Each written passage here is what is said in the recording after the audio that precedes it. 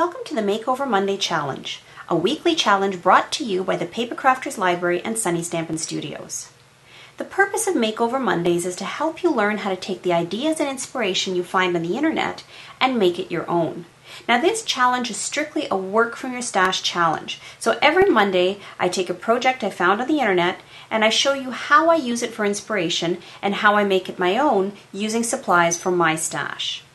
Your challenge is to do the same, and I'll give you more details at the end of this video. First off, here you can see a picture of today's inspiration piece. It's a bold and beautiful card created by the talented Ashley Cannon Newell from the blog called A New Design. And this card features some products from Paper Tray Ink. Now as I show you my card and how I made it, I'll share with you how I drew inspiration from Ashley's piece to create my own take on her card. Now for Ashley's card and the main background images on that piece, she stamps it in layers. She starts by stamping a text type background stamp from Paper Tray and then follows up with a two-step flower, where first she stamps the petal portion and then she stamps the inner center of the flower. Now for my card I omitted one step by starting with a book print type pattern paper, so I eliminated the stamping of the text background. Now when you look at Ashley's card, you see how bright and bold and vibrant the colors are that she chose for the flowers. Now for my card, I decided to create a winter theme using snowflakes, but blues by their nature are not quite as punchy as some of the reds and yellows that you see in that card. So in order to make them a little bit more intense, rather than using a dye-based ink which soaks into my paper, I opted to use a craft ink or a pigment ink. Now the snowflakes that I'm using are from the Stampin' Up! Snow Swirled stamp set, and I also have a set of smaller snowflakes from the Serene Snowflake stamp set. I'm starting with my larger snowflake by stamping it several times using my Not Quite Navy craft ink. Now, the other step that I'm doing is I'm running my embossing buddy over this piece, because in order to give my snowflakes a little bit more punch than just the opaque ink, I'm also going to be glittering them up with iridescent ice embossing powder. So working quickly, I'm inking my snowflake stamp and I'm stamping it 3 times onto my newsprint background.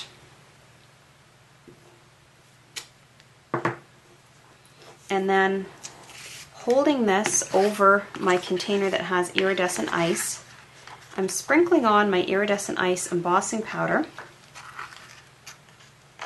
so that it covers all of the pigment ink.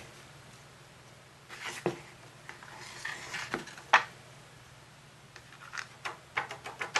I'm just very carefully tapping off the excess, and then my next step is to heat this with a heat tool until my powder melts. So now that I've got my embossing powder melted and you can see how it gives that really nice subtle shine on there, I'm going to stamp my next size down snowflakes using my Baja Breeze pigment ink. And I'm going to do the same thing. I'm going to ink and stamp quickly 3 snowflakes. And then I'm going to be, as soon as that's done, using my iridescent ice embossing powder and heating it with my heat tool to melt.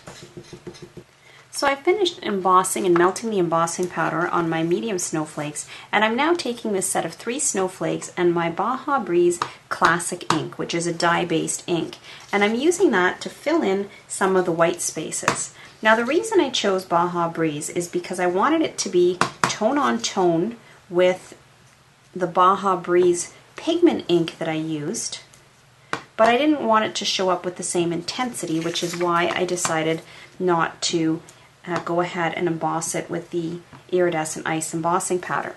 And when you look at just the dye ink on the paper, you can see how it soaks in right away and you get a much more subtle effect, although still tone on tone. So my next step is to add a little bit of sponging around the outer edges. Now ideally I should have actually done this at the very beginning before I started my embossing, but to tell you the truth, I kind of forgot that I wanted to do that.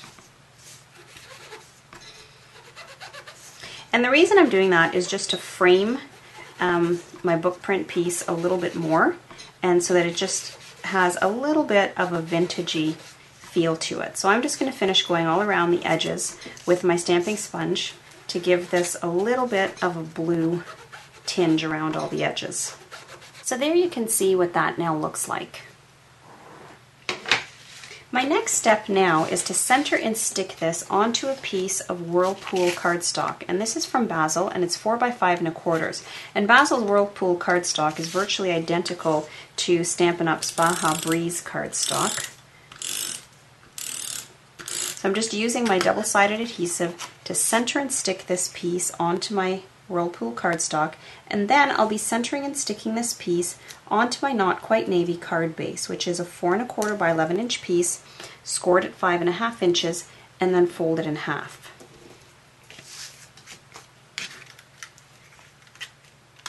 So here you can see what this now looks like. So now the last step is to create my greeting flag for this piece. Now if you look at Ashley's card, you'll see that she did this really cool greeting type flag which extends beyond the edges of the card on both sides, and she did it in a dark color with a light color of ink.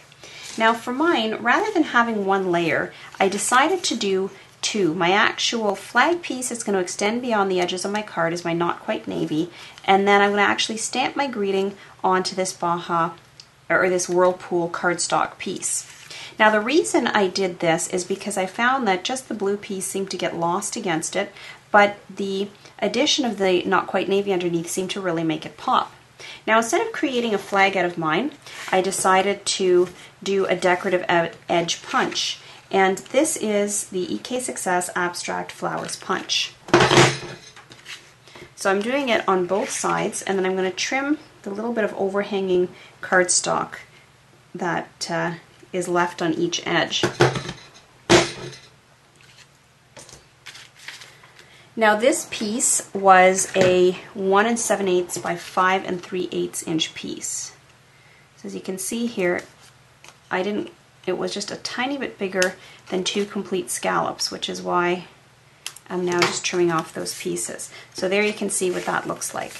So now I'm going to take my Baja Breeze piece, and this is 1 13/16 by 4 5/16, and I'm going to be stamping it with this Season's Greetings stamp set I have, which is from the Holiday Classic Expressions stamp set from Inkadinkado. And to stamp it, I'm going to be using my Ranger Jet Black Archival ink. And I've already got it here mounted to my clear acrylic block. So I just want to make sure it is very well inked. And then I'm going to stamp it in the center of my Baja Breeze piece. And there you can see what that now looks like. So my next step is to take this piece and stick it to the center of my stamped flag piece. I'm then going to take this and stick this to my card front using my Stampin' Dimensionals. So now that I've removed the backing from my dimensionals, I'm ready to position this on my card. And I want to position it so that both the sides are overhanging. And I'm going to position it so that the bottom edge is about 3/4 of an inch up from the bottom edge of my card. And I'm using my grid paper to help me make sure that that's straight. So there you can see what that now looks like. As my final step, I decided to embellish my piece with rhinestones. I found that even by adding the darker blue with pigment ink and embossing it, didn't give me still enough of the pop that I was looking for. It was a little bit dull in comparison to the original colors that Ashley used in her card. So to help give my card a little bit more pop, I decided to add in a few of these clear rhinestones from Stampin' Up. So I've put one in the center of each snowflake, and then I'm taking one of the larger ones and putting them in the center of the border. So there you have it. This is what my finished card looks like. And now it's your turn. So here's how the challenge works. Create your own project using Ashley's card for inspiration. post your project on your blog or online photo gallery, and then come back to the Paper Crafters Library blog and scroll to the bottom of the Makeover Monday challenge post.